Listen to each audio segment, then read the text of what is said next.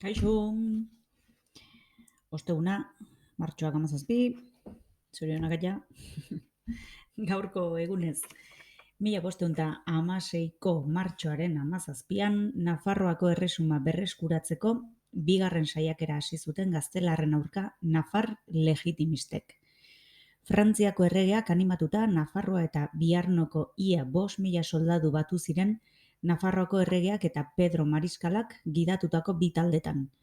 Berria zabaltzean hainbat herritan altxamenduak izan ziren, handienak Erriberri eta Zangozan. Hasierako arrakasta ordea berehala bukatu zen. Denborale baten ondorioz, Pedro Mariskalaren tropek arazoak izan zituzten mendian zehar, eta tropa gaztelarrek erregearen taldea Donibane Garazin blokeatu zuten. Komeria.